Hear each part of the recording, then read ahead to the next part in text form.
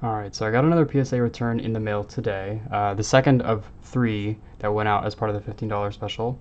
This is English vintage Pokemon, entirely EX era holos, but what's interesting about this one is that almost all of these cards were ones that I have already graded with PSA and felt like I disagreed with the grade, so it's not a super long submission, but I might have a little bit more to say on this video here.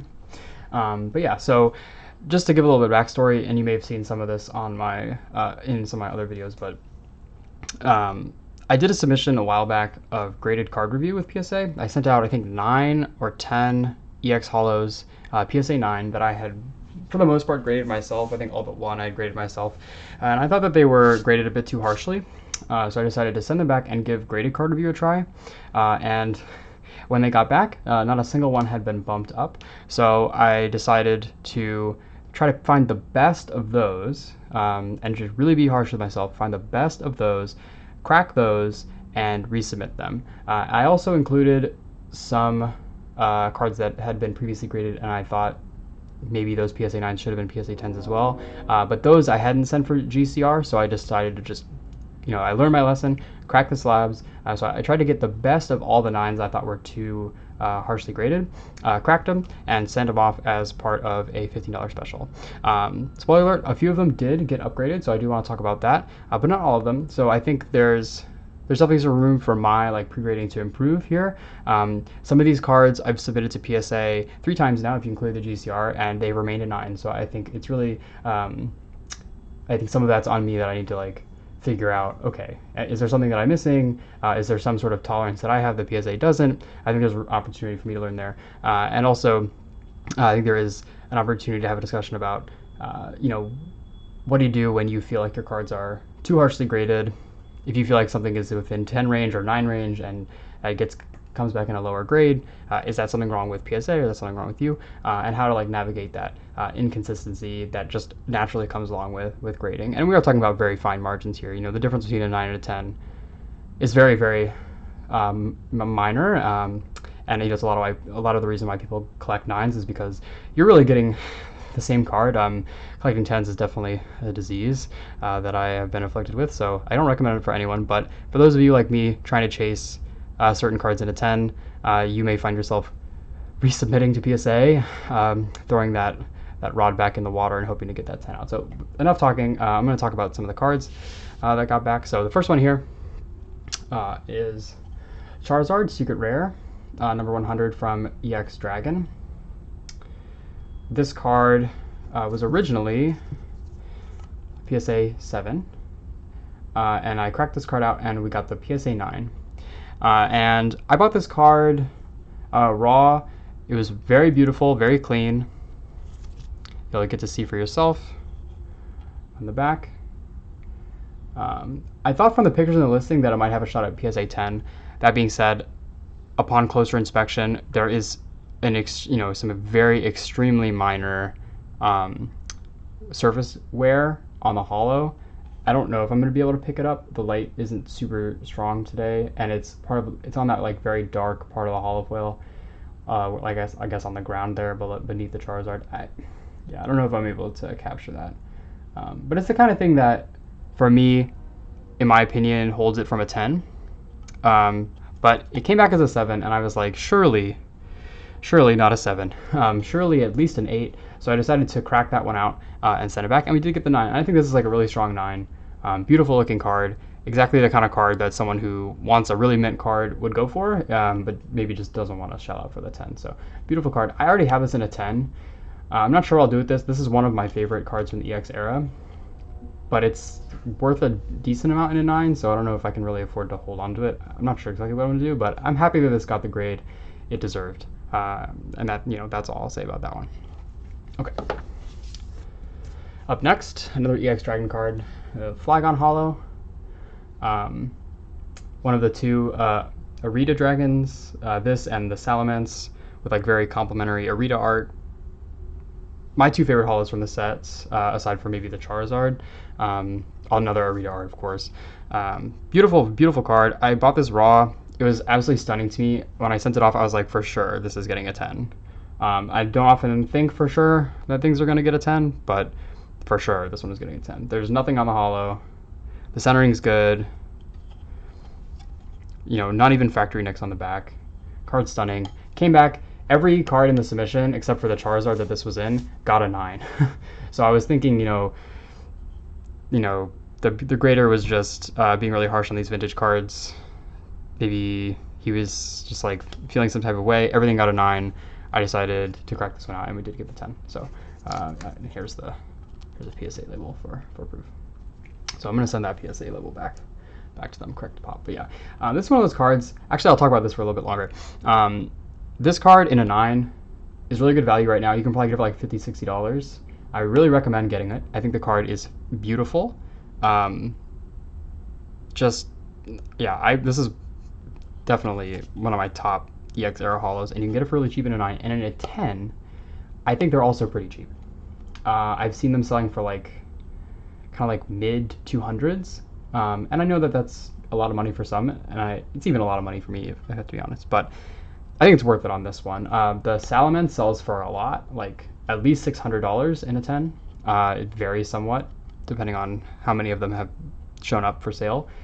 But I think his counterpart is a little underpriced, and I would recommend someone to go pick this up. This 10, I don't think I'm going to sell it. I have one already in a 10, but it's the kind of card that I would just stack. I just want as many of these as I can get. So, love this card. All right, and then the last upgrade here.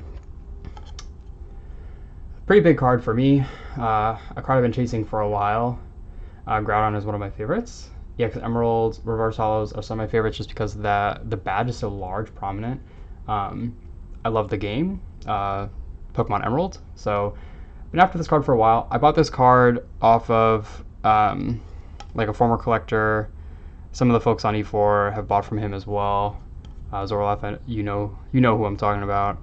A lot of his cards were pretty clean. A lot of them did come back lower than 10 though, that I sent off. This one in particular though, I was very adamant that this card is 10 worthy. The centering is very strong, which is one of the biggest hurdles in my experience for EX Emerald. The centering is a big concern. And this one had very strong centering and no factory nicks and no scratches on the holofoil, which to me is PSA 10. So PSA agreed. This is one of the other ones, like with the Flygon, that everything came back at 9. So, all right, and then there's the label. Okay, so that's where the upgrades end. The next card is one that I actually hadn't sent before. I got this randomly for like $3, and it came and it was perfect condition. I don't know why this got a 9. Maybe, yeah. I would say that's one of those things where it's borderline that kind of factory nick action. It's a non-holo. I'm pretty my opinion on non-holos is that it's pretty a low bar for them to clear to be 10 worthy. The surface is perfect. If I had to guess, that's what held it back.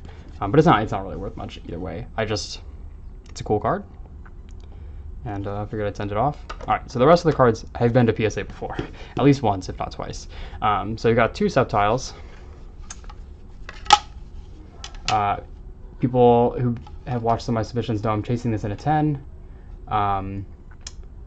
The second one here is the one I pulled myself from a pack. This one was just like the mintest copy I ever bought. Tried them again. I have to look at them closely again. I think they're within 10 range. This card is really hard to grade. I think these are like in the top percentile of this card.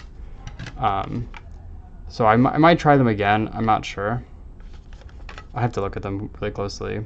I haven't made any decisions about that stuff. I might also just accept their fate. And part of why it's easy for me to accept the fate, take a diversion from the return here.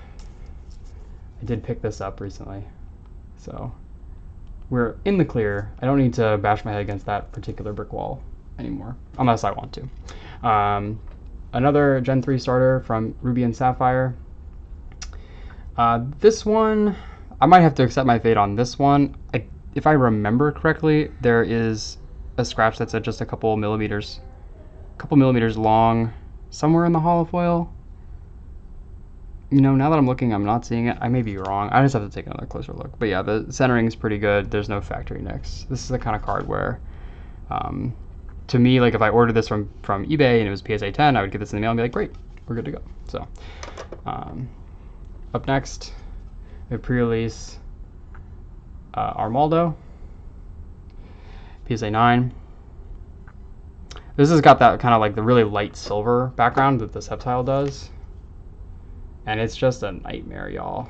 If you're trying to grade these cards, good luck. One of these actually sold in the PSA 9 recently for like under $40, and I don't know what else to say except y'all should just go out and buy one of these in a 9. You can get a good price. Just an iconic, I think it's the last holo pre-release that they did. After that, they were non-holo. Yeah, EX Dragon was Gyarados, and after that it was like, and including the Gyarados, like all these uncommons or whatever. This is a holo rare with the pre-release stamp, silver pre-release stamp, really nice, beautiful Arita art. All right, next up, speaking of promos, I sent off the better of the two PSA 9 winners, Salamence winners. I think this card still deserves a 10. I'm gonna have to take another look at it. I could be missing something, but the other two of the four that I sent did get 10s, all from the same source. This card's beautiful, but really strong 9 at worst. Team Yank was Groudon. This was one that was, I think, a bit more borderline. I think it had a factory nick or two. But I'm a sucker for this card. Yeah, that right there. And you know, depending on who you talk to, that's enough to go. I think this one is maybe just shy of the 10 line with these two corners, factory nick. They're very faint, so I had hope in my heart, but I may have to accept my fate. All right, another Team Magma, Team Aqua card. The Drachi Secret Rare.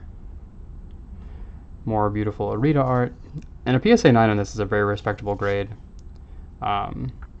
Really amazing card. I want the 10 so bad, but this may not be my my path to that 10.